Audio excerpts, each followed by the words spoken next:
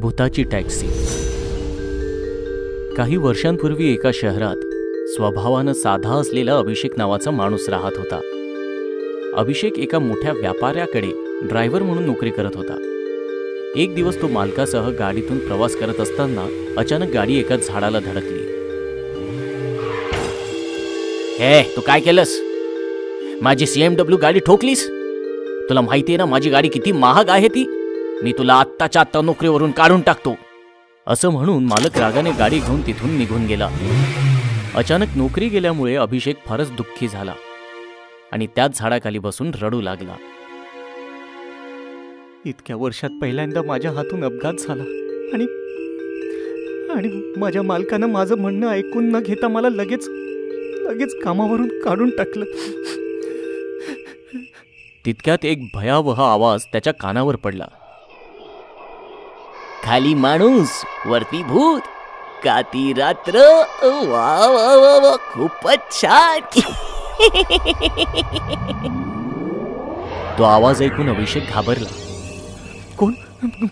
कोण आहे तिकडे? कोणाचा आवाज आहे हा? समोर या. मी आहे काळ्या रात्रीचं काळ सावट.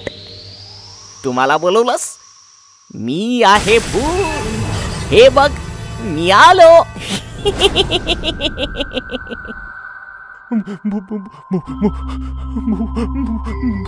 भूत?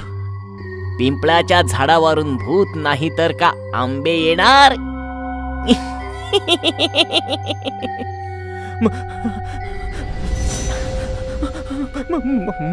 मला जाऊ द्या. मला माहित नव्हतं हे पिंपळाचं झाड आहे. माहित असतं तर मी ह्या झाडाखाली कधीच बसलो नसतो. हा माणूस मला खूप भोळा वाटतोय. याचा फायदा घेतला पाहिजे. पिंपळाच्या झाडाचं कर्ज फेड. मरून जा किंवा मदत कर.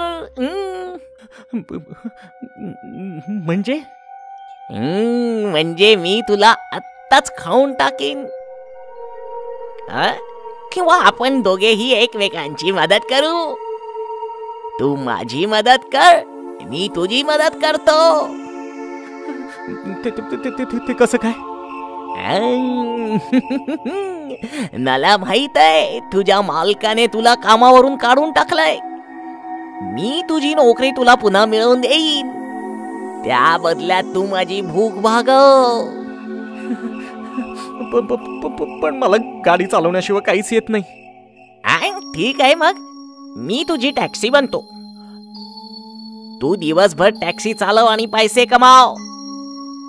आणि मी रोज रात्री एका प्रवाशाचं भक्षण करणार. मी नाही करू शकत हे. मग मी तुला आत्ताच खाऊन टाकतो. कुठे फसलो मी? याला मला होकार द्यावाच लागेल, नाहीतर हे भूत मला आत्ताच खाऊन टाकेल. ठीक आहे, मला मान्य आहे. आता तू चालवणार भूताची टॅक्सी आणि मी प्रवाशांना खाणार. दुसऱ्या दिवसापासून अभिषेक भूताची टॅक्सी चालवू लागला. आता तो दिवसभर प्रवाशाला इच्छित स्थळी पोहोचवून पैसे कमावू लागला आणि रात्र झाली की शेवटच्या प्रवाशाला निर्जन ठिकाणी घेऊन जाऊ लागला. काय झालं? तू या निर्जन रस्त्यावर टॅक्सी का थांबवलीस? माफ करा ताई, आता माझ्या टॅक्सीच्या जेवणाची वेळ झाली. म्हणजे काय? म्हणजे मी आता तुला खाणार. टॅक्सीचं रूप धारण केलेलं भूत आता आपल्या मूळ स्वरूपात आलं आणि भूताने त्या महिलेला खाऊन टाकले. असेच अनेक महिने निघून गेले. एकदा रात्रीच्या वेळेस एक माणूस त्या टॅक्सीजवळ आला आणि म्हणाला, भाऊ, तुम्ही मला माझ्या घरापर्यंत सोडणार का? हो नक्की, या बसा टॅक्सीमध्ये. थोडे पुढे गेल्यावर अभिषेकने टॅक्सी थांबवली. आता तुम्ही टॅक्सी का थांबवलीत? माफ करा भाऊसाहेब, आता माझ्या टॅक्सीच्या जेवणाची वेळ झाली. याचा अर्थ काय? याचा अर्थ आता मी तुला खाणार.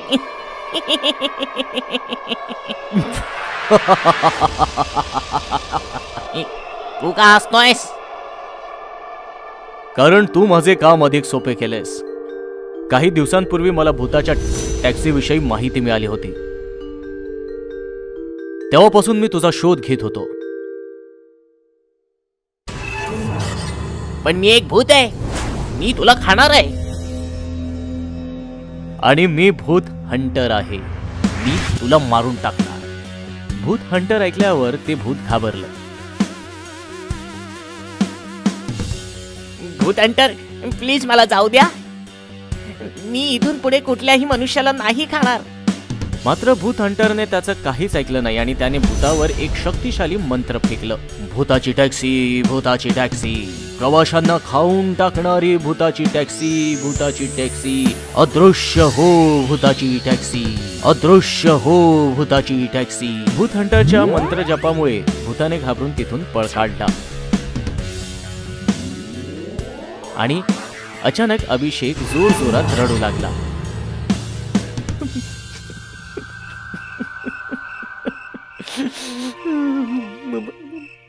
मला माफ करा भूत हंटर. त्या भूताने मला धमकावलं होतं की मी जर त्याचं ऐकलं नाही तर तो मला खाणार होता. मला माहित आहे ही भूतं खूपच चतुर असतात, म्हणून मी तुला काही नाही म्हणणार. तू जाऊ शकतोस. अशा तऱ्हेने भूत हंटरने भूताच्या टॅक्सीचे रहस्य नष्ट केले आणि अभिषेकला सुद्धा त्या भूताच्या जाळ्यातून मुक्त केलं. भूत या पंक्चरवाला. मुंबई पुणे हायवे अंधारामध्ये गडला होता. थंडीमुळे हायवे सुनसान होता आणि सुनसान हायवेवर एक कार जोराने पास होत होती. गप्पा टप्पा करत करत राघव आणि श्वेता रस्ता कापत होते की अचानक कारचा बॅलन्स बिघडला आणि कार रस्त्याच्या कडेला उतरली. राघव सांभाळून. राघवने जोरात ब्रेक लावला. दोघे कारच्या बाहेर आले तर कारचा टायर पंक्चर होता. शिट यार, स्टेपनी पण नाहीये, आता काय करायचं? थंडीमुळे टायरचं टेम्परेचर बिघडलं आणि तो फुटला. म्हटलं होतं मी हळू चालव म्हणून. राघवने समोर पाहिलं तर एक पंक्चरचं दुकान समोर दिसत होतं. थँक गॉड, झाला जुगाड. हॅलो, कोणी आहे का? दुकानातनं एक माणूस बाहेर आला ज्याने थंडीच्या कारणामुळे अख्ख्या शरीरभर शॉलने झाकून घेतलं होतं.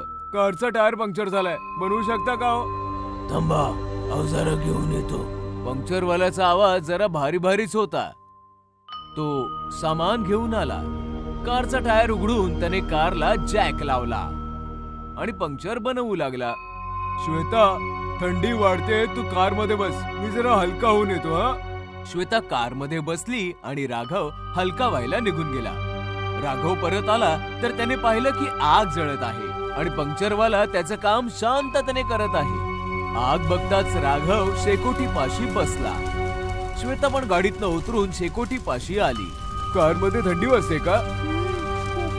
अचानकपणे श्वेताचं लक्ष शेकोटीवर गेलं तर ती चमकलीच.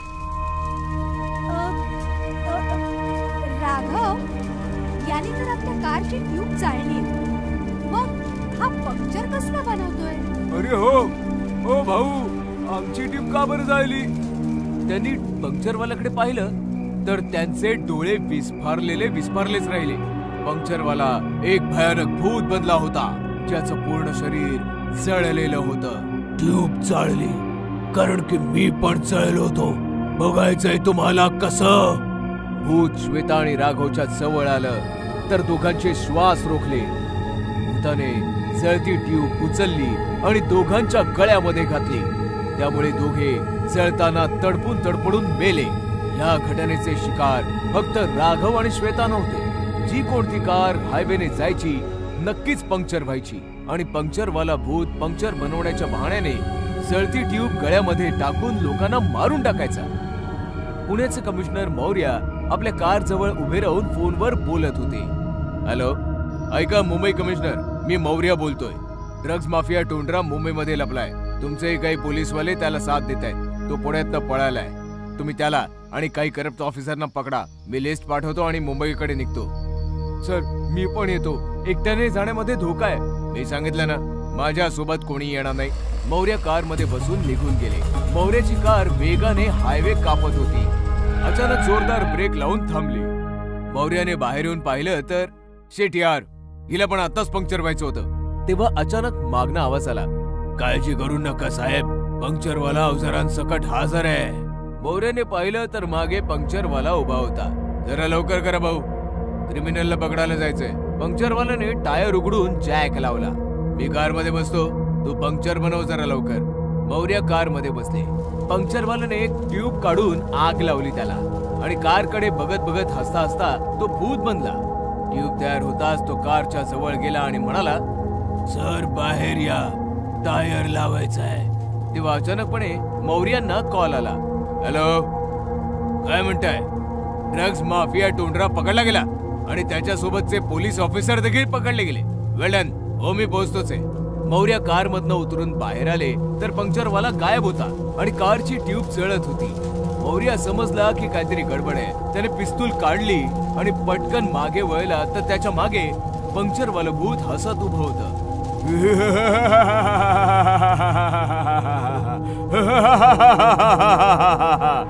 कोण आहेस तू? घाबरू नका साहेब, मी तुम्हाला काही त्रास नाही देणार. माझा बदला पूर्ण झालाय. कसला बदला? टोंडरा आणि करप्ट ऑफिसर पकडले गेले ना. हो, पण तुला हे सर्व कसं माहिती? 2 महिन्यांपूर्वी एके रात्री टोंडरा कार घेऊन माझ्याकडे आला होता. कारचा पंक्चर बनव, फक्त पंक्चर बनवायचा, बाकी बघायचं नाही. मी ट्यूब उघडली. ट्यूब मधून मला ड्रग्सचे पॅकेट मिळाले. मी पोलिसांना फोन केला. पोलीस आले पण ते टोंडरा सोबत मिळालेले होते. बोललो होतो ना, दुसरीकडे लक्ष द्यायचं नाही. भटकलं ध्यान, गेली जान. याला जाळून टाक टोंडरा, बाकी आम्ही सांभाळून घेऊ. त्या रात्री टोंडराने पोलिसांसोबत ट्यूब आणि टायर मध्ये टाकून मला जाळून मारून टाकलं. मग मी भूत बनलो आणि माणुसकीवरनं माझा विश्वास उडाला. मी निष्पाप माणसांना मारत राहिलो. आज टोंडरा आणि ऑफिसरांच्या अटकेची न्यूज ऐकली तेव्हा समाधान झालं. आता मी मुक्त होऊ शकतो. असं म्हणताच पंक्चरवालं भूत कायमसाठी असं म्हणतात लुप्त झालं. नवरी बनली डायन पार्ट 2. गोष्ट आहे अमेठीची. मालती तिचा जवान मुलगा रघु सोबत राहायची. मालती विधवा होती आणि तिने एकटीनेच रघुचं पालन पोषण केलं होतं. तरी पण रघुला मालती आवडत नव्हती. याच गोष्टीमुळे मालती दिवस रात्र दुःखी असायची. कुठे चाललायस रघु? मी कुठेही जाईन, तुला त्याचं काय? तू तुझ्या लिमिट मध्ये राहा. खरं तर मालती रघुची खरी आई नव्हती, ती सावत्र आई होती. रघु 5 वर्षांचा होता तेव्हा त्याची आई वारली आणि त्याच्या बेवड्या बापाने मालतीशी लग्न करून तिला घरी आणलं. पती बेवडा होता, पैशांची चणचण होती, म्हणूनच सुरुवातीला मालतीने रघुचं फार पालन पोषण नाही केलं. याच गोष्टीचा फायदा उचलून रघुच्या आत्याने रघुचे कान भरले. रघु बाळा, खीर आणले, चल खाऊन घे. आई आई ग, माझा पोरगा किती वाळून गेलाय. सावत्र आई नक्कीच जेवायला देत नसणार. काय करणार, सावत्र आया असतातच तशामुळे.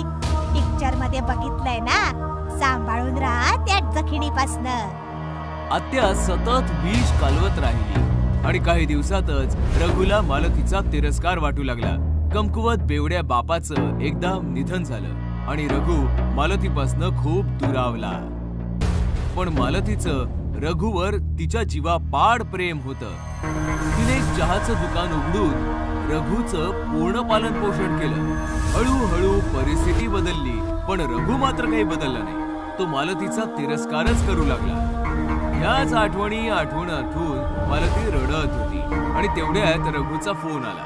मालती फोनवर रघु सोबत बोलली तर ती हैराण झाली, कारण की रघु कोण्या मुलीसोबत लग्न करून आला होता. तेव्हा रघुची आत्या आली. अगं मालती, आपला रघु बायकोला घेऊन येतोय. नुसती बघत उभी काय राहिलीस? नव्या नवरीच्या स्वागताची तयारी कर. मालतीने काही न सांगता पटापट सगळ्या तयारी केल्या. दरवाजाच्या मधोमध तांदळाने भरलेलं एक मापटं ठेवलं. गृहप्रवेशाच्या सर्व तयाऱ्या झाल्या. अर्ध्या तासानंतर रघु त्याची बायको घेऊन आला. बायको खूपच सुंदर होती. बाळा, हे मापटं ठेवलंय ते उलाट आणि आधी. आत्या आणि रघु गप्पा मारण्यात दंग होते, तर मालती मुलीचा गृहप्रवेश करण्यात. नवरीने तिचा उजवा पाय उचलून मापट्याच्या दिशेने वळवला, तर तिचा पाय बघून मालतीचं डोकं चक्रावलं. तिचा पाय अगदी उलटा होता. विवाहितेने उलट्या पावलांनी तांदळाचं मापटं उलटलं आणि मालतीकडे पाहून फार विचित्रपणे हसली. मालती घाबरली आणि घाबरून स्वतःच्या रूम मध्ये गेली. रघुला कळलंच नाही की मालतीला अचानकपणे असं काय झालं. मी म्हटलं होतं ना तुला, या हडळीला तुझ्या लग्नामुळे आनंद झाला नसणार. बिचाऱ्या नव्या नवरीचं स्वागत पण नीट नाही केलं. काही हरकत नाही, मी आहे ना, मी सगळी तयारी केलेली आहे. चल बाळा, तुझ्या खोलीत चल. आत्या नवरीला घेऊन निघाली आणि रघु तिथेच उभ्या उभ्या मालतीच्या रूमकडे रागाने पाहू लागला. अर्धी रात्र उलटली होती. मालती तिच्या रूम मध्ये फार टेन्शन मध्ये होती आणि तेवढ्यात आत्या तिकडे आली. अगे स्वार्थी बाई, नव्या नवरीला तिथेच सोडून पळून आलीस तू. त्या मुलीशी लग्न करून रघुने चांगलं नाही केलं. ती मुलगी नाही, हडळ आहे ती. आता तर तू हेच म्हणणार, तुझा प्लॅन फसलाय ना आता. कोणता प्लॅन? तुझ्या भावाच्या मुलीला रघुच्या गळ्यात बांधायचं होतं ना तुला, पण मी असं होऊ नाही दिलं. तुम्ही पहिल्यापासून ओळखता या मुलीला? मुलीला नाही ओळखत मी, पण रघुने भेटवलं होतं मला हिला. प्रेम करतो तो तिच्यावर. मग मी म्हटलं लग्न करून टाका. खूप चुकीचं केलं तुम्ही. रघुचं आयुष्य उद्ध्वस्त केलं. आत्या तिथून रागावून निघून गेली आणि लपून रघुच्या रूमच्या समोर आली. आता बघते मी आत दोघांमध्ये काय मस्ती चाललीये. आत्याने हळूच हाताने दरवाजा उघडला, तर तो पटकन उघडला. आतमध्ये रघु बिछाण्यावर झोपला होता, पण नवी नवरी मात्र बिछाण्यावर नव्हती. अरे, ही नवी नवरी कुठे निघून गेली? तेव्हा बुवाची नजर वर फॅनवर गेली आणि तिचे डोळे विस्फारले. लग्नाच्या कपड्यात एक भयानक म्हातारी डायन फॅनला उलटी लटकून फिरत होती आणि आत्याकडे पाहून जोर जोरात हसत होती. नाही सोडणार,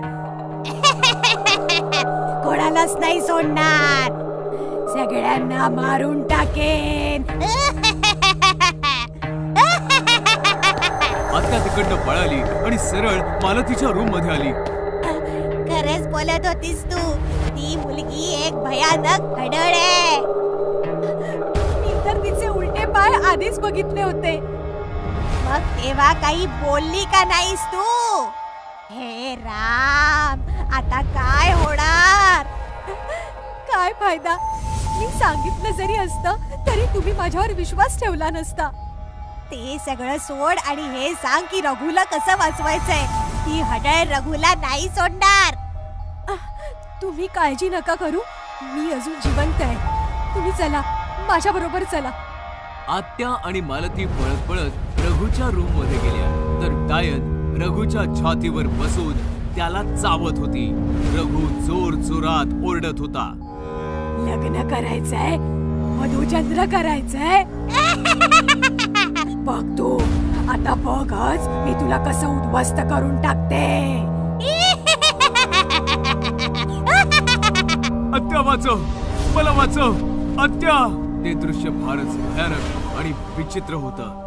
आत्या ते दृश्य बघून मागे झाली आणि रूमचा दरवाजा बाहेरनं बंद करून स्वतःच्या घरी पळाली. आत्या, आत्या वाचव. तुझी आत्या तर पळून गेली रघु, पण तुझी आई आहे. घाबरू नकोस रघु. डायनने रघुला सोडलं आणि ती उलट्या पावलांनी चालत मालतीच्या दिशेने वळाली. आई सांभाळ, ती तुझ्या दिशेने येते. रघुच्या तोंडून पहिल्यांदा आई शब्द ऐकून मालतीमध्ये जणू 10 हत्तींचं बळ आणि खूप सारी ताकद आली. डायनने तिच्यावर उडी मारली आणि मालतीने फार बहादुरीने तिला चकमा दिला आणि स्वतःला वाचवलं आणि पटकन डायनचे पाय पकडून तिला उलट लटकवलं. डायन तडफडू लागली, जोर जोरात किंचाळू लागली. सोडा सोडा मला, मारून टाकीन सगळ्यांना, सोडा. रघु रघु पळून जा, रघु पळून जा. रघु सुरी घेऊन ये रघु. नाही आई, मी तुला सोडून कुठेच नाही जाणार. नाही बाळा, पळून जा. मी हिला आता आणखी नाही सांभाळू शकत. हडळीची ताकद तिच्या पायांमध्ये असते. मला हिचे पाय कापून टाकायचे. हे ऐकताच डायन अजून जोरात किंचाळली. पाय कापू नकोस, पाय नको कापूस माझे, पाय नको कापूस. रघुला समजलं आणि आत्याने बाहेरून बंद केलेला दरवाजा आतून तोडून एक सुरी घेऊन आला. रघुने पटकन डायनचे दोन्ही पाय कापले. डायन कोण्या जनावरासारखी जोरात किंचाळली आणि शांत झाली. डायन मेली होती. मालतीने पटकन डायनचं शरीर जमिनीवर सोडलं.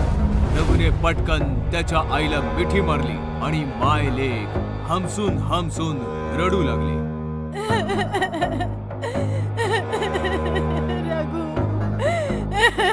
रघु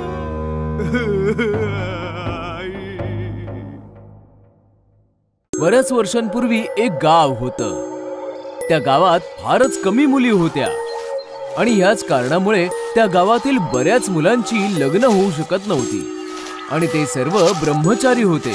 एका दिवशी त्या गावातील एका मुलाने मंगलने निश्चित केलं की तो दुसऱ्या गावात जाईल आणि तिथल्या एखाद्या मुलीला पसंत करून तिच्याशी लग्न करेल. आई, मी दुसऱ्या गावातून तुझ्यासाठी एक सुंदर अशी सून घेऊन येईन. मंगल दुसऱ्या गावाकडे निघाला खरा आणि चालता चालता तो एका घनदाट जंगलामध्ये पोहोचला. जर मी चांगल्या रस्त्याने गेलो तर मला दुसऱ्या गावात पोहोचेपर्यंत किमान 2 दिवस लागतील आणि मी जंगलाच्या रस्त्याने गेलो तर मी दुसऱ्या गावामध्ये एकाच दिवसामध्ये पोहोचेन. हा विचार करून त्याने जंगलाचा रस्ता धरला. मी त्या गावातल्या सर्वात सुंदर मुलीशी विवाह करेन. तो असा विचार करून चाललाच होता की त्याच्या समोर अचानकपणे एक सुंदर अशी मुलगी धावत पळत आली. मला वाचवा, ते लोक मला मारून टाकतील. कोण आहेस तू? माझं नाव मंजू आहे, मला वाचवा. तू काळजी करू नकोस, चल माझ्यासोबत. मंगलने मंजूला सोबत घेतलं आणि तिथे झाडाच्या मागे लपला. काही माणसं तिथे आली आणि बराच वेळ शोधल्यानंतर ती तिथनं निघून गेली. थँक्यू, तुम्ही माझा जीव वाचवलात. त्यांनी मला शहरातून उचलून आणलं होतं आणि मला जाळून माझा त्यांना बळी द्यायचा होता. तू काळजी करू नकोस, ये ना, मी तुला तुझ्या घरी सोडतो. पण माझ्या घरी कोणीही नाहीये. पण तुमचं नाव काय आहे? माझं नाव मंगल आहे आणि मी जवळच्याच एका गावात लग्नासाठी मुलगी शोधायला चाललोय. आणि मग मंगलने थोडा विचार केला आणि मग म्हणाला, काय तू माझ्याशी लग्न करायला तयार आहेस? तुम्ही माणूस म्हणून खूप चांगले आहात, म्हणूनच मी तुमच्याशी लग्न करायला तयार आहे. हे ऐकून मंगल फारच खुश झाला आणि तो मंजूला सोबत घेऊन त्याच्या घरी परतला. आई, मी तुझ्यासाठी सून घेऊन आलोय. देव जे करतो ते चांगलंच करतो. आणि मग फार धूमधडाक्यामध्ये मंगल आणि मंजूचं लग्न संपन्न झालं. लग्नाच्या दुसऱ्या दिवशीच ते दोघं हनीमून साठी नैनितालला गेले. अख्खा दिवस फिरल्यामुळे ते दोघं फार थकले. मंगल मंजूला म्हणाला, तू हॉटेलमध्ये जाऊन जरा आराम कर, मी बाजारातनं काही सामान घेऊन येतो. हा. मंजूने मान्य केलं. ती हॉटेलला परतली आणि मंगल बाजारात निघाला. काही वेळानंतर मंगल हॉटेलला परतला. पण जसा तो हॉटेलच्या रूम मध्ये परतला तो हैराण झाला. मंजू मोकळ्या केसांसोबत आरशा समोर बसली होती आणि आरशामध्ये तिचं हडळीचं भयानक रूप दिसत होतं. तू हडळेस? चला, आता तुला कळलेलंच आहे, तर आता मला लपून बसायची काहीच गरज नाहीये. नीट बघ जरा. हडळ, मी हडळ. माझं नाव मंजू नाही, मंजुलिका आहे. मंजुलिका हडळ. तू माझ्याशी खोटं का बोललीस? त्या दिवशी ते लोक मला जाळून मारून टाकणार होते, तेव्हा मी तुला पाहिलं आणि मी तुझ्याकडे मदत मागितली. आणि जेव्हा तू मला तुझ्याशी लग्न करण्याविषयी विचारलंस, तेव्हा त्या लोकांच्या तावडीतून सुटण्यासाठी मी तुझ्याशी लग्न करायला तयार झाले. पण तू तर हडळ आहेस. मी हडळीशी लग्न कसं काय करू शकतो? अरे आपलं लग्न तर झालेलंय, आता तर फक्त हनीमून बाकी आहे. पण मी तुझ्यासोबत हनीमून कसा साजरा करू? हनीमून तर तुला करावाच लागेल, नाहीतर मी तुला मारून टाकेन. तुझ्याकडे उद्या सकाळपर्यंतचा वेळ आहे. नीट विचार कर, तुला माझ्या सोबत हनीमून करायचंय की मग मरायचंय? अरे आम्ही कुठे अडकलो?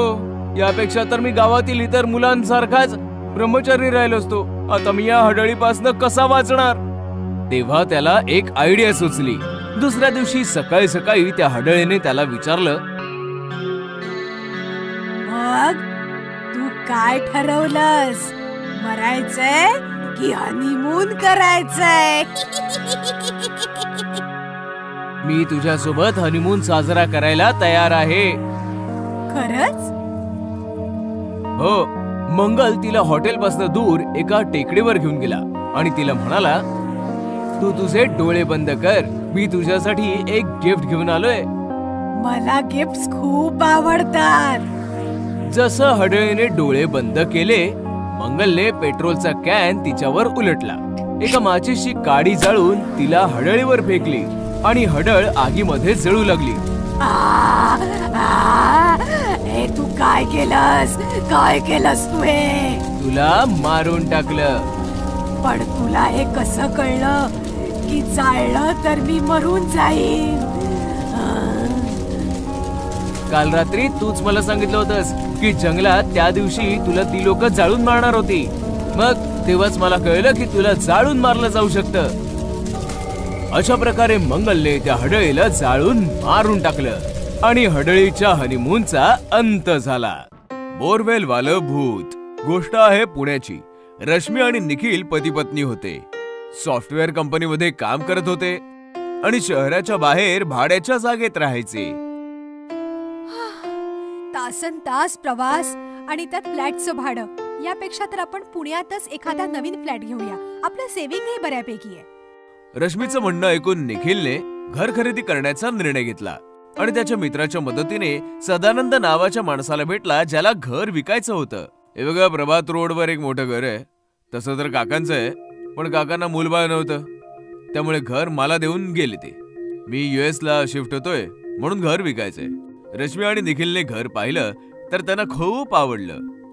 त्यांनी घर विकत घेतलं आणि सदानंद US ला निघून गेला. काही दिवस गेले. रश्मी आणि निखिल नवीन घरात सेटल झाले होते. त्यांचं डेली रुटीन पण खूप चांगलं चाललं होतं. एके दिवशी रश्मी आणि निखिल झोपले होते की अचानक एका आवाजाने रश्मी जागी झाली. आवाज फार भयानक होता. सदानंद, मी तुला सोडणार नाही. आवाजाने विचलित होऊन रश्मी बेडमधनं उठली आणि चालत चालत एका रूमच्या समोर येऊन थांबली. रूमचं टाळं आपोआप तुटलं. दरवाजा पण आपोआपच उघडला आणि रश्मी रूम मध्ये आली. रूमच्या मधोमध एक फार मोठी बोरवेल होती, ज्यातून फार विचित्र आवाज येत होते. अचानकपणे रश्मीच्या पाठीवर कोणीतरी हात ठेवला. रश्मीने मागे वळून पाहिलं तर मागे निखिल उभा होता. रश्मी, अगं इकडे काय करतेस? निखिलचं लक्ष बोरवेलकडे जाताच तो चकित झाला. सदानंदने आपल्याला सांगितलं का नाही की या रूम मध्ये बोरवेल आहे? आपण ही रूम कधी व्यवस्थित नाही पाहिली. रश्मी नॉर्मल होऊन बोलू लागली, बोरवेल आहे तर चांगलंच आहे ना, पाण्याचा त्रास तर नाही होणार आता. दुसऱ्या दिवशी रश्मी निखिल बरोबर जॉबवर तर गेली, पण तिचं वागणं बोलणंच बदललं होतं. लंच ब्रेक मध्ये कोणालाही न सांगता ती गुपचूप घरी आली आणि बोरवेल समोर येऊन उभी राहिली. मला बाहेर काढा. रश्मीने बोरवेलचा स्विच ऑन केला आणि गार्डन मध्ये येऊन झाडांना बोरवेलचं पाणी देऊ लागली. पाण्यामुळे अख्ख्या कॉलनीमध्ये दुर्गंधी पसरली. लोक नाक तोंड बंद करून घराच्या बाहेर पडली आणि दुर्गंध वाढला. लोकांनी नोटीस केलं की रश्मी दुर्गंधीयुक्त पाण्याने गार्डनला भिजवते. लोक ओरडत रश्मीच्या दिशेने आली. अगं हे सडका पाणी आहे, थांब थांब. लोकांचं म्हणणं ऐकताच जोर जोराने रश्मी हसू लागली आणि पाण्याच्या धारेने तिने लोकांना भिजवायला सुरुवात केली. दुर्गंधीयुक्त पाणी शरीरावर पडताच लोक पळाली. संध्याकाळ होताच निखिल घरी आला तेव्हा त्याने पाहिलं गार्डन मधील सगळी झाडं वेली सुकली होती. निखिलला राग आला आणि तो आतमध्ये किचन मध्ये आला तर रश्मी जेवण बनवत होती. काय गरज होती कॉलनीतल्या लोकांसोबत मूर्खपणा करायची? वेडी म्हणतायत तुला. काय गरज काय होती बोरवेल सुरू करायची? जेवण तयार आहे, हात पाय धुवून घे. रश्मीचा आवाज विचित्र होता, जणू कोणी पुरुष बोलतो आहे. काय झालं रश्मी? दुपारी ऑफिस मधनं पटकन आलीस? माझी तब्येत ठीक नव्हती. काय झालंय तुझ्या तब्येतीला? का असं बिहेव करतेस तू? मध्यरात्र झाली होती. निखिल झोपला होता. अचानक एका भयानक आवाजाने त्याची झोप मोड झाली. सदानंद मी आलो आहे. निखिल घाबरला. त्याने पाहिलं तर बिछाण्यावर रश्मी नव्हती. अचानकपणे त्याची नजर सीलिंग वर गेली तेव्हा त्याचे डोळे विस्फारले गेले. रश्मी वर लटकलेली भयानक भूत बनली होती. जोर जोरात ओरडत होती.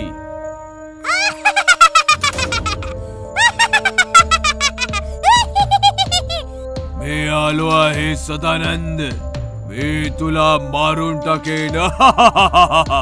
असं म्हणताच रश्मी निखिलच्या छाताडावर बसली आणि तिने निखिलवर हल्ला केला. रश्मी सोड ग, काय झालंय काय तुला? रश्मी निखिलवर वारंवार वार करत होती. निखिलने रश्मीला फेकलं आणि पळत पळत बोरवेलच्या रूम मध्ये येऊन लपला. निखिलने मोबाईल काढून सदानंदला फोन केला. सदानंद, अरे काय केलंस तू? माझी बायको वेडी झालीये, वारंवार तुझं नाव घेते आणि ती बोरवेल आणि हे सगळं काय आहे? सदानंद हसता हसता म्हणाला, माफ कर मित्रा, झालंय असं की मी काकांची सगळी प्रॉपर्टी हडपलीये आणि त्यांना मारून बोरवेल मध्ये गाडलंय. काकांचं भूत सतावत होतं म्हणून मी घर विकून US मध्ये शिफ्ट झालोय. आता माझं कोणी काही बिघडवू शकत नाही, ना इंडियन पोलीस ना इंडियन काकांचं भूत. असं म्हणून सदानंदने फोन कट केला. पण सत्य ऐकताच निखिलची अवस्था बिकट झाली होती. म्हणजे काकांचं भूत रश्मी मध्ये आलंय आणि सदानंद समजून मला मारताय. तेवढ्यात दरवाजा तोडून रश्मी आत आली आणि ओरडू लागली, माझं घर, माझी इस्टेट हडपून, मला बोरवेल मध्ये पुरून तू इथे लपून बसलाय सदानंद. मी तुला नाही सोडणार. काका, मी निखिल आहे, सदानंद नाहीये. पण रश्मीने निखिलला बोलायची संधीच नाही दिली. तिने निखिलला पकडलं, खेचून बोरवेलच्या दिशेने घेऊन आली आणि निखिल सोबतच तिने बोरवेल मध्ये उडी मारून स्वतः सोबतच निखिलचं आयुष्यही संपवलं. टिकटॉक वाली चेटकीण. मुंबईमधल्या SKS कॉलेजमध्ये रवी इंजिनिअरिंग शिकत होता. रवीचे सगळे मित्र टिकटॉक वापरत होते म्हणून त्यांना बघून रवीने पण टिकटॉकवर अकाउंट बनवलं. रवी खूप दिवसांपासून टिकटॉक बनवत होता पण त्याचे फॉलोअर्स वाढतच नव्हते. एक दिवशी रवी कॉलेजमधून घरी परतला आणि त्याने त्याचा फोन चेक केला. मग तेव्हा त्याला टिकटॉकवर एक नवीन व्हिडिओ चॅलेंज मिळाला. त्या व्हिडिओमध्ये एक मुलगी शहरातल्या सुनसान अशा बिल्डिंग मध्ये जाऊन डेअर डेव्हिल म्हणते आणि इतर टिकटॉक लोकांना असेच करण्यासाठी ती आव्हान देते. मुंबईतील त्या वास्तूबद्दल अनेक अफवा पसरल्या होत्या. रवीने फॉलोअर्ससाठी आव्हान स्वीकारले. हा करेक्ट चान्स आहे फॉलोअर्स वाढवण्यासाठीचा. रवीचा मित्र अरुणने त्याला बिल्डिंग मध्ये जाण्यास मना केले पण तरी तो मानला नाही आणि दुसऱ्याच दिवशी तो त्या भूतिया बिल्डिंग मध्ये टिकटॉक व्हिडिओ बनवण्यासाठी निघून गेला. रवी त्या बिल्डिंग मध्ये घुसताच त्याने रेकॉर्डिंग ऑन केलं आणि आय एम डेअर डेव्हिल असं म्हणताच पाठीमागे असलेला दरवाजा बंद झाला आणि त्या बिल्डिंग मध्ये जोर जोरात हसायचे आवाज येऊ लागले. काय काय आहे यार? मस्करी करू नका. जे कोणी असेल समोर या. तेवढ्यात एक भयानक चेटकीण त्याच्या समोर येते आणि रवीचे मोबाईलवर रेकॉर्डिंग करू लागते. मज्जा नाहीये ही, मृत्यू, तुझा मृत्यू होणार आहे. हे म्हणत ती रवीवर हल्ला करते आणि त्याला मारून टाकते. रवी सारखाच आरिफ नावाचा मुलगाही त्या बिल्डिंग मध्ये चॅलेंज साठी आला होता. मग त्या शेटकिणीने त्यालाही मारलं आणि त्याचा व्हिडिओ बनवला आणि टिकटॉक वर अपलोड केला. रोज रोज होणाऱ्या मृत्यूंमुळे लोक घाबरली आणि त्यांनी टिकटॉक चालवणंच बंद करून टाकलं. आणि जर चुकूनही कोणी त्या चेटकिणीचा टिकटॉक व्हिडिओ पाहिला तर मग तो हिप्नोटाइज होऊन जातो आणि मग त्या भुताटकी बिल्डिंग मध्ये जातो आणि मग ती टिकटॉक वाली चेटकीण त्यांना क्रूरपणे मारून टाकायची. टिकटॉक वाल्या चेटकिणीची खबर संपूर्ण शहरात पसरली. एक दिवशी अरुण त्याच्या काकांना रवीबद्दल सांगतो. मुलांना 10 वेळा सांगितलं ती बिल्डिंग झपाटलेली आहे, त्यापासून दूर राहा, पण आजकालची मुलं आणि मग पश्चाताप करतात. नाही काका, मला काहीतरी वेगळं वाटतंय. जर त्या बिल्डिंग मध्ये चेटकीण आहे तर ती त्या चॅलेंज वाल्या मुलीला का पकडत नाही? तू बरोबर बोलतोयस, पण याचं खरं उत्तर तर ती मुलगीच देऊ शकते. मग सगळे मिळून पोलीस स्टेशनला जातात आणि आव्हान देणाऱ्या मुलीची चौकशी करतात. काही वेळ फाईल्स पाहिल्यानंतर काही महिन्यांपूर्वीच हा अहवाल दाखल झाला होता. तिचे नाव श्रुती आहे आणि ती 2 महिन्यांपासून बेपत्ता आहे. मग तिने हा व्हिडिओ कसा आणि का बनवला हे प्रकरण काहीसं गंभीर वाटतंय. मग पोलीस त्या बिल्डिंगची तपासणी करायला जातात, पण तिथे त्यांना काहीच मिळत नाही. सर, ती चेटकीण टिकटॉक व्हिडिओ बनवणाऱ्यांनाच मारते, त्यामुळे कदाचित टिकटॉक केल्यावरच समोर येईल. मग अरुण रेकॉर्डिंग चालू करून म्हणतो, आय एम डेअर डेव्हिल, आणि ते म्हणताच ती चेटकीण सगळ्यांसमोर येते. अरे वा, आज मरण्यासाठी पूर्ण वरात आली आहे. ठीक आहे, मी तुमची पाठवणी पण एकदम चांगल्या रीतीने करीन. आणि मग ती चेटकीण अरुणवर वाट, ज्याच्यामुळे चेटकीण तडफडू लागते. सांग, का मारतेस लोकांना? सांग, नाहीतर तुला तावीज घालून आता जाळून टाकेन. माझ्या मृत्यूचा बदला. मी टिकटॉकवर खूप प्रसिद्ध होते आणि त्यामुळे माझ्या मित्रांना माझा हेवा वाटायचा. एक दिवशी माझ्या एका मित्राने मला टिकटॉक व्हिडिओ बनवण्यासाठी या बिल्डिंग मध्ये आणलं आणि मारून टाकलं.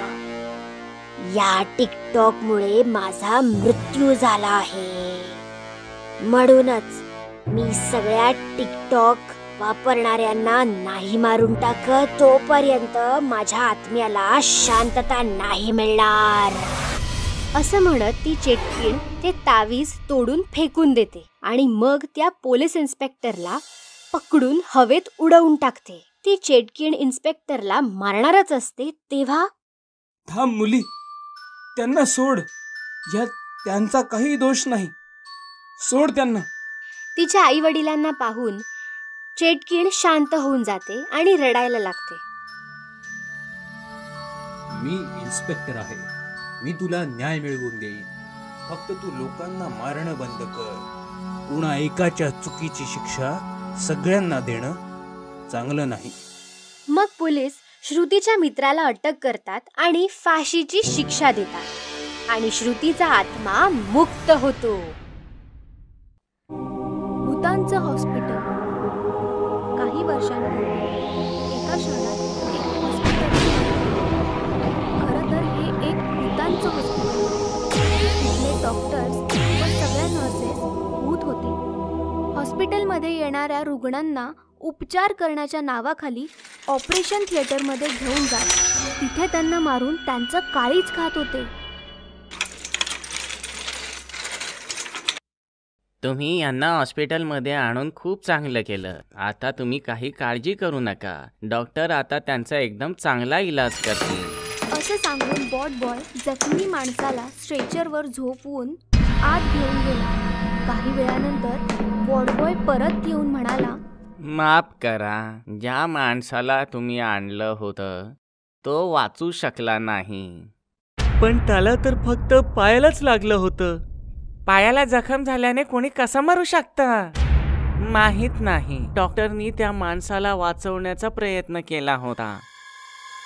वॉर्ड बॉयचं म्हणणं ऐकून ती दोन्ही माणसं तिथून निघून गेली आणि वॉर्ड बॉय ऑपरेशन थिएटरमध्ये आला. डॉक्टर साहेब, मी त्या दोन्ही माणसांना पाठवून दिलं. आता आपण आरामात या माणसाला खाऊ शकतो. रोज असेच लोक आपल्याकडे इलाज करण्यासाठी येऊ देत आणि आपण अशीच पार्टी करत राहू. कित्येक महिन्यांपर्यंत असंच सुरू राहिलं. एक दिवस मोहित नावाचा माणूस आपल्या वडिलांना घेऊन हॉस्पिटलमध्ये आला. डॉक्टर साहेब, माझ्या बाबांच्या छातीत दुखत आहे, त्यांच्यावर काहीतरी उपचार करा. मला वाटतं यांचं लवकरात लवकर ऑपरेशन करावं लागेल. ऑपरेशन? पण त्यांच्या छातीत तर निव्वळ दुखत होतं.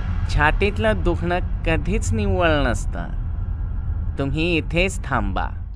मी त्यांना ऑपरेशन थिएटरमध्ये नेतो व त्यांच्यावर उपचार करतो.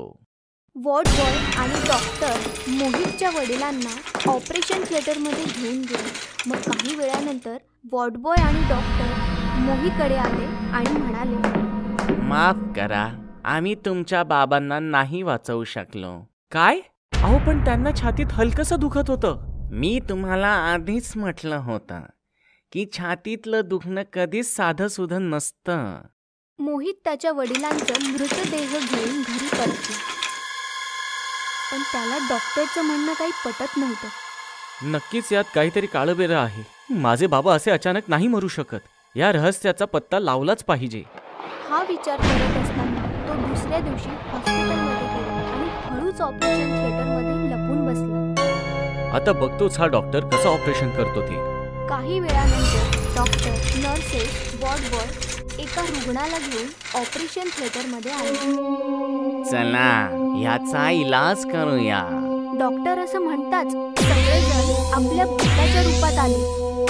हे पाहतात मोहित थरथर कापू लागला. हे सगळे तर भूत आहेत. चला, या रुग्णाचं हृदय काढूया. मज्जा आली. मला माणसांची हृदय खूप चविष्ट लागतात. थोडंसं आम्हालाही द्या डॉक्टर साहेब. हे घ्या, तुम्ही खा आणि तुम्ही पण खा. भूतांना माणसांचं काळीज खाताना पाहून मोहितला उलटी झाली आणि भूतांनी त्याला पाहिलं. तू इथे काय करतोयस? मी चुकून इथे आलो. मला जाऊ द्या. ठीक आहे, जा. फक्त तुझं काळीज इथे ठेवून जा. आज तुम्ही मला जाऊ दिलं तर एका काळजाच्या बदल्यात उद्या मी 2 काळीज आणून देईन. काय? 2 काळीज? हो, मी उद्या 2 माणसांची काळीज घेऊन येईन. एकाच्या बदल्यात 2? ठीक आहे, पण लक्षात ठेव, जर तू उद्या आला नाहीस तर. नाही, मी उद्या नक्की येईन. असं सांगून मोहित आपला जीव वाचून भूतांच्या हॉस्पिटलमधून बाहेर पडला. आज तर वाचलो, पण उद्या या भूतांसाठी मी 2 माणसं कुठून आणू? हा विचार करत तो आपल्या घराच्या दिशेने जात होता की तेव्हाच त्याची नजर भिंतीवरच्या पोस्टरवर पडली. बंगाली तांत्रिक कुठल्याही प्रकारच्या भूत प्रेतचा इलाज करण्यासाठी संपर्क साधा. एकदा या तांत्रिकाला भेटून बघूया. मोहित या तांत्रिककडे गेला आणि त्याने त्याला सगळं सांगितलं. चिंता करू नकोस मुला, तुझी चिंता आजपासून माझी झाली. आता बघ मी या भूतांचं काय करतो ते. दुसऱ्या दिवशी मोहित भूतांच्या हॉस्पिटलमध्ये गेला. तू तर म्हणाला होतास 2 माणसांना घेऊन ये. कुठे आहे ती 2 माणसं? लवकर सांग, आम्हाला खूप भूक लागली आहे. लवकर सांग, आम्हाला खूप भूक लागली आहे. 2 माणसं नाही, पण मी तुमच्यासाठी एक खूप शक्तिशाली तांत्रिक घेऊन आलोय. तर तुम्ही आहात ती 4 भूत. तांत्रिक, तू आम्हाला फसवलायस, चीटिंग केलीयस. चीटिंग तर तुम्ही लोकांसोबत करता. उपचाराच्या नावाखाली त्यांचे काळीज खाता. तुम्हाला तुमच्या कर्माची फळं भोगावी लागतील. तेव्हा तांत्रिकने एक शक्तिशाली मंत्र म्हटलं. अंध तंद फंद 4 भूत बाटलीत बंद. तांत्रिकने ते मंत्र म्हणताच ती सगळी भूतं त्या बाटलीत बंद झाली. अशा प्रकारे तांत्रिकच्या मदतीने मोहितने आपल्या वडिलांच्या मृत्यूचा सूड घेतला आणि त्या 4ही भूतांना पकडवून भूतांच्या हॉस्पिटलला कायमचे बंद करून टाकले. आंधळी हडळ. एका छोट्या शहरामध्ये एक मंदिर होतं. मंदिरासमोर एक आंधळी म्हातारी भिकारी राहायची. मंदिरात येणारी जाणारी माणसं त्या भिकारणीसमोर सिक्के टाकायचे. पण ती आंधळी म्हातारी नव्हती, तर एक हडळ होती. आंधळी हडळ दिवसभर मंदिराच्या समोर आंधळी भिकारीण म्हणून बसायची आणि रात्री ती भयानक हडळ बनायची. ज्या लोकांनी तिच्या समोर शिक्के टाकलेले असायचे, शिक्क्यांचा वास घेऊन त्या माणसांचा गंध पकडायची आणि त्या वासावरून ती त्यांच्या घरी पोहोचून त्यांना मारून खायची. कोण आहेस तू? हडळे, सुवासिनींच्या बांगड्या तोडते, पुरुषांना कच्च खाऊन टाकते. अशा प्रकारे आंधळी हडळ दिवसभर भिकारीण बनून सिक्के जमा करत होती आणि रात्री शिक्क्यांच्या आधारे लोकांना पकडून खात राहायची. असेच दिवस चालले होते. आंधळी हडळ अजून जास्त म्हातारी होऊ लागली आणि तिला भविष्याची चिंता सतावू लागली. दिवसेंदिवस म्हातारी होत चालले. म्हातारी आहेच, बरोबर आंधळीही आहे. 2 डोळे असते तर म्हातारपणाचा आधार झाला असता.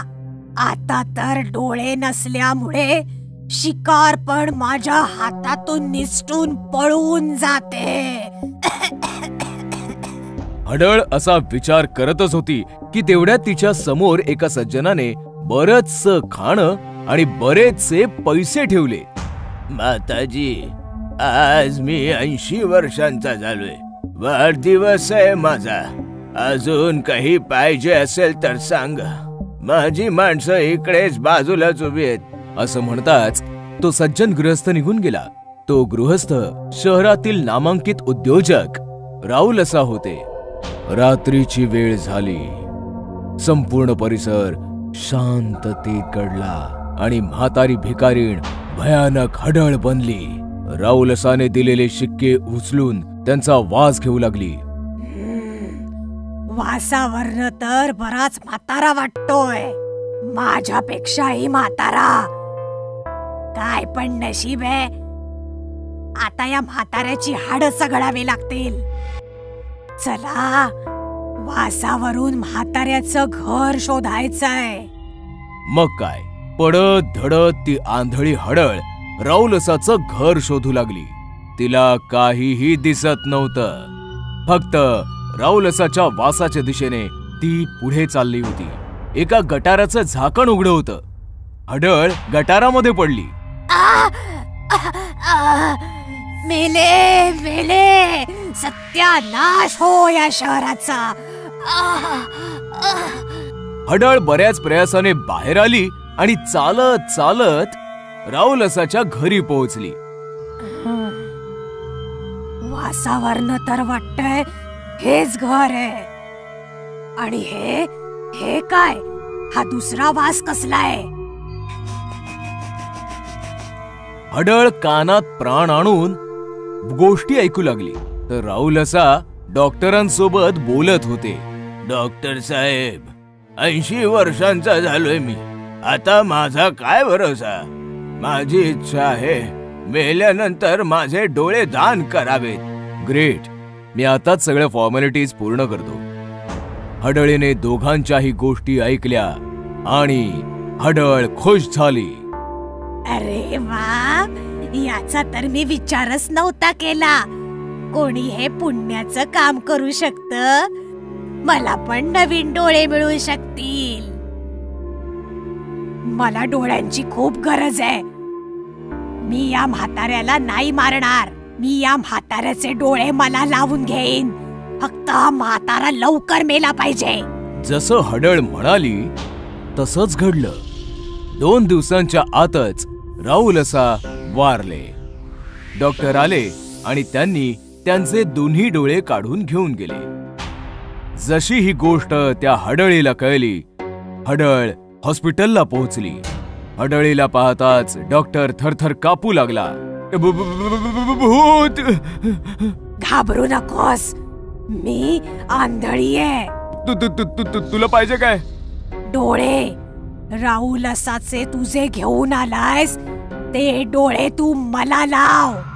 माफ कर, पण हे नाही होऊ शकत. ते डोळे एका छोट्याशा लहान बाळासाठी आहेत. हे ऐकताच हडळीला राग आला आणि तिने डॉक्टरचा गळा आवळला. असं आहे काय? तर मग मरण्यासाठी तयार हो, चल. नाही, मला नका मारू. मला सोडा, मी प्लीज काहीतरी करतो. दुसऱ्या दिवशी सकाळी दत्तू नावाच्या एका निष्पाप बाळाला घेऊन त्याची आई हॉस्पिटलमध्ये पोहोचली. दत्तू पूर्णपणे आंधळा होता. डॉक्टर, ऑपरेशन नंतर माझा दत्तू बघू तर शकेल ना? माफ करा मिस मेहरा, हे ऑपरेशन नाही होऊ शकणार. हे काय बोलताय तुम्ही? डॉक्टरांनी हडळीची पूर्ण कहाणी तिला सांगितली तेव्हा दत्तूची आई म्हणाली, जर असं असेल तर ठीक आहे. मी सुद्धा काली मातेची भक्त आहे.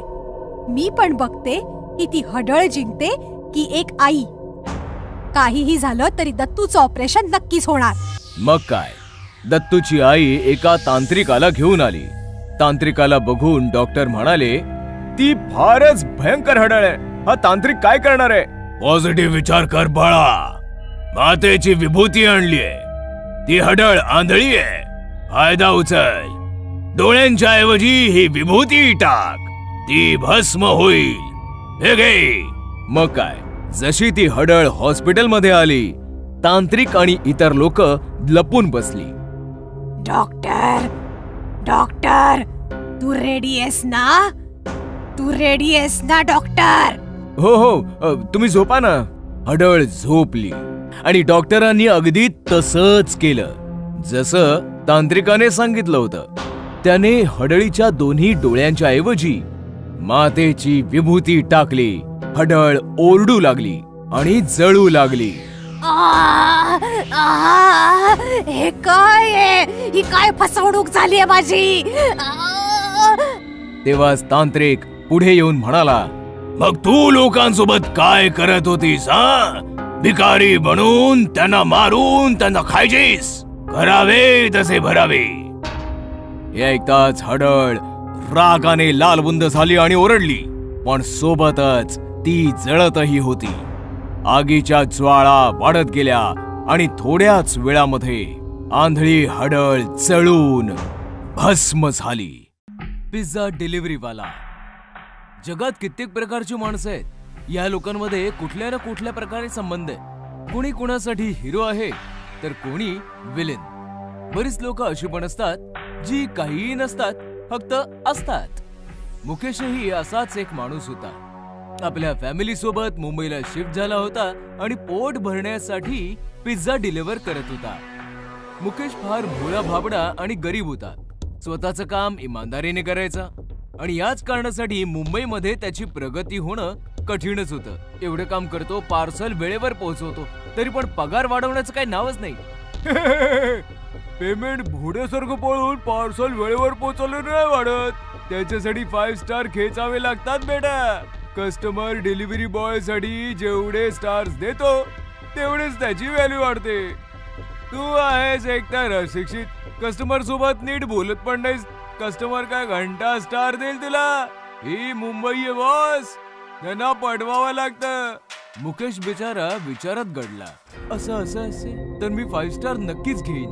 मग काय, त्या दिवसानंतर मुकेश ज्याही कस्टमरला पिझ्झा डिलिव्हरी करायला जायचा. चल पिझ्झा दे, पेमेंट ऑनलाईन केलेलंय. चल फुट, नुसतं बघत काय उभा राहिलंस? चल. मॅडम 5 स्टार देऊन टाका ना प्लीज. स्टार मागतोयस की भीक? माझी मर्जी. चल फुट. मॅडम मी तुमच्या पाया पडतो, प्लीज 5 स्टार द्या ना. असं म्हणून मुकेशने त्या बाईचे पाय पकडले. अरे सोड, काय करतोयस? तेवढ्यात त्या बाईचा नवरा आला. अगे काय झालं? अहो बघा ना, जोर जबरदस्ती करतोय हा.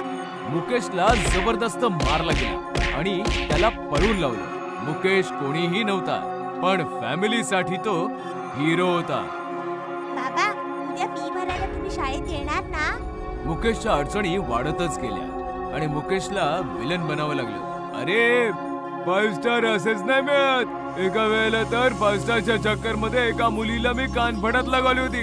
बस चुकीचं मार्गदर्शन मिळत गेलं आणि बघता बघताच मुकेश एक मानसिक रोगी आणि भयानक विलन बनत गेला. हे घ्या पैसे. मॅडम ते 5 स्टार. हो हो, देईन जा. नाही, माझ्या समोरच द्या. अरे हा काय मूर्खपणा आहे? चल निघ इथून. देतेस की नाही? तू असं नाही ऐकणार. सिक्युरिटी.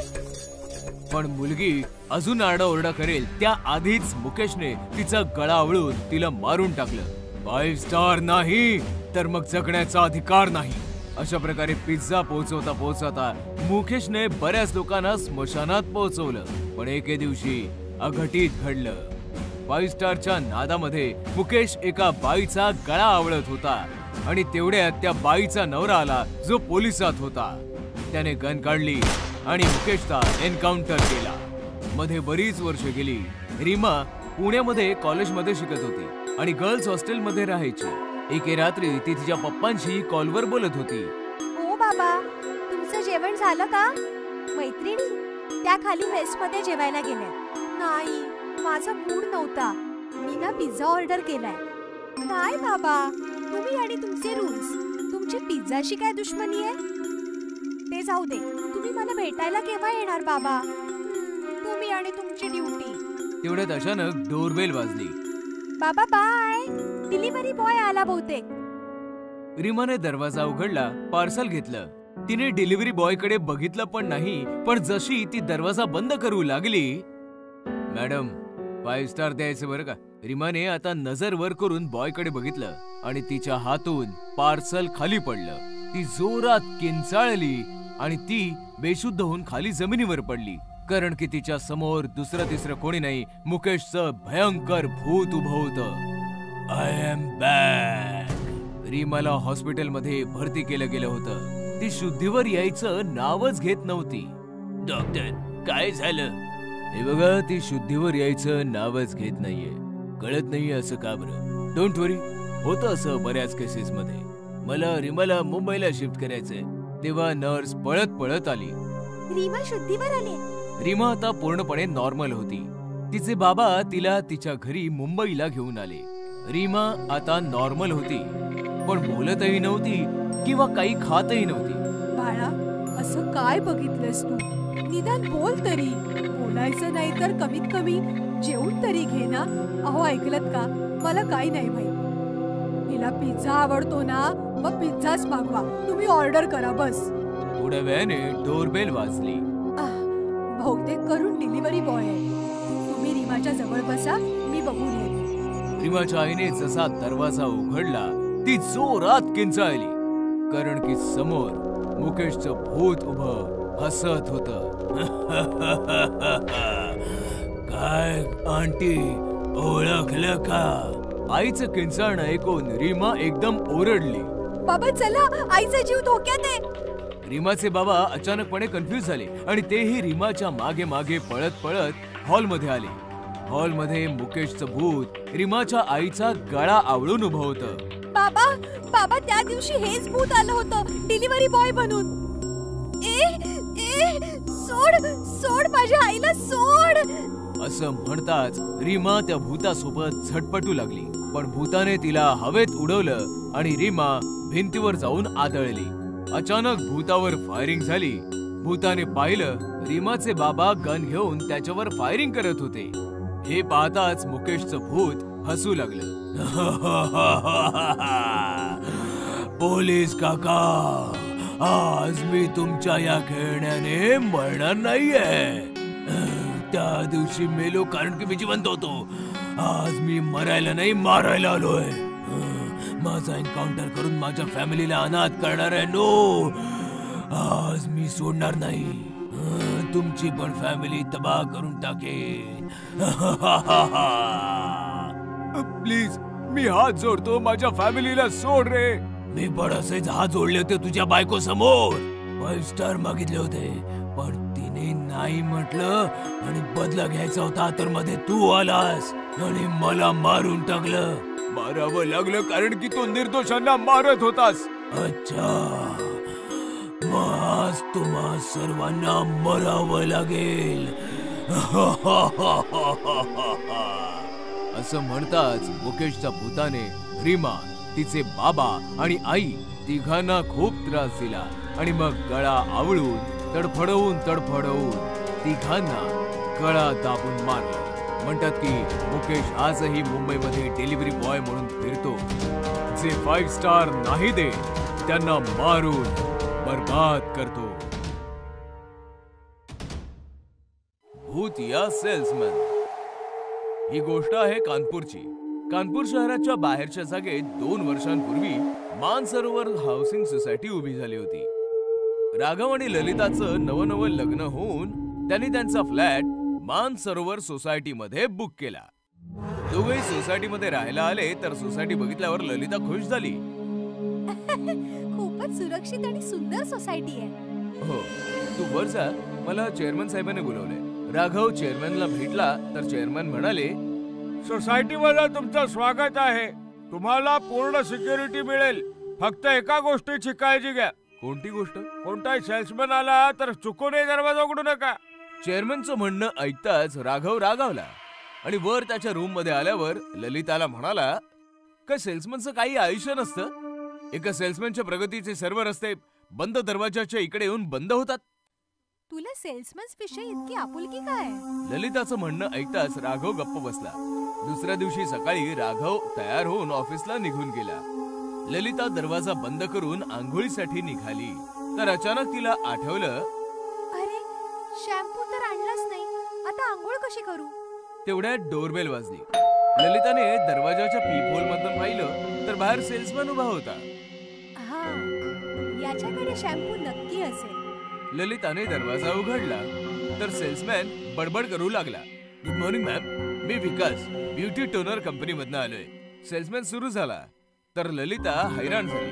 अरे स्टॉप इट, मला फक्त एक शॅम्पू हवाय.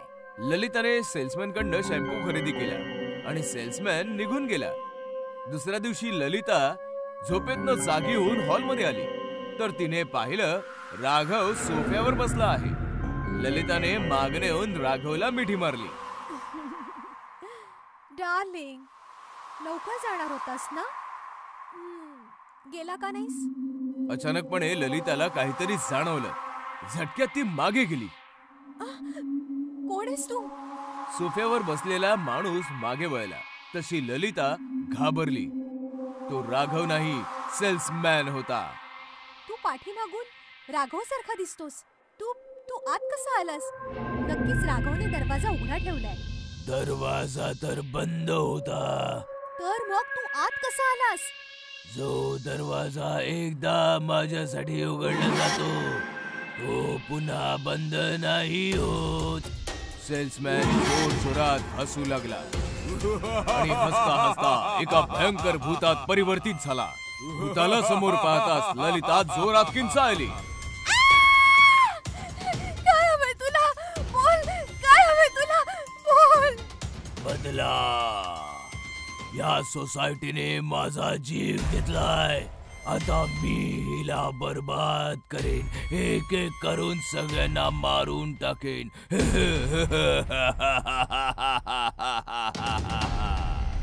सेल्समॅन ललिताच्या दिशेने पुढे येऊ लागला आणि ललिता मागे मागे सरकू लागली. राघव त्याचा मोबाईल त्याच्या बेडरूम मध्ये विसरला होता. मोबाईल घेण्यासाठी तो परत त्याच्या फ्लॅट समोर आला आणि चावीने दरवाजा उघडू लागला, पण दरवाजा उघडलाच नाही. हा उघडत का नाही बरं? अचानक आतून आवाज आला ओरडण्याचा आणि राघव घाबरला.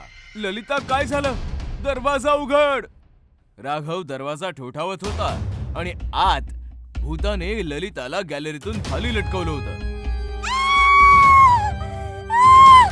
राघव, राघव वाचव, राघव वाचव. मी पण असाच मेलो होतो. आता तू पण अशीच.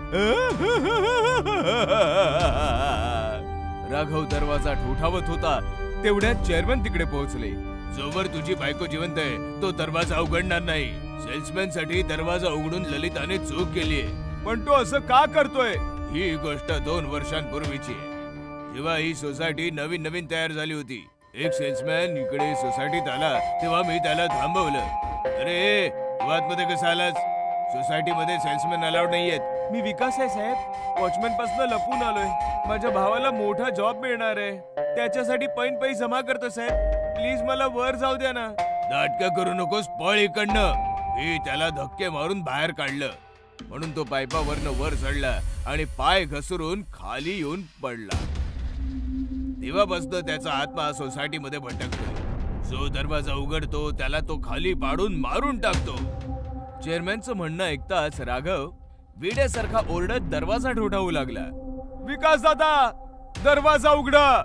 मी तुमचा छोटा भाऊ राघव. ती माझी बायको आहे, तिला काही करू नका. सेल्समॅनचं भूत ललिताला खाली सोडणारच होतं. तेवढ्यात त्याने राघवचा आवाज ऐकला. त्याने लगेच ललिताला वर खेचलं. ललिताचा जीव वाचला. सेल्समॅनचं भूत लगेच दरवाजाकडे पळालं. त्याने दरवाजा उघडला. समोर राघव उभा होता. भूताने राघवला मिठी मारली. राघव, माझ्या भावा, कसा आहेस तू? मी ठीक आहे दादा. तुम्ही का गेलात आम्हाला सोडून? मला तुला मोठा माणूस बनवायचं होतं. मी मोठा माणूस बनलोय दादा, हे बघा. ललिता दोघांजवळ आली तेव्हा राघवने ललिताला सांगितलं, तू विचारत होतीस ना की माझं सेल्समॅन वर एवढं प्रेम काय आहे? कारण की माझा हा भाऊ सेल्समॅन होता जो माझ्यासाठी मेला. मी एका सेल्समॅनचा छोटा भाऊ आहे. सेल्समॅनचं भूत राघव आणि ललिताकडे बघून बोलू लागलं. खरंच राघव, खूप मोठा माणूस बनलायस तू. ललिता, मला माफ कर. प्रतिशोधाच्या आगीमध्ये मी जळत होतो. तुम्हा दोघांना पाहताच ती आग विझून गेली. आता मला मुक्ती पाहिजे. अलविदा. असं म्हणताच सेल्समॅनचं भूत सोसायटीतून कायमसाठीचं मुक्त झालं आणि राघव आणि ललिता आनंदात राहू लागले.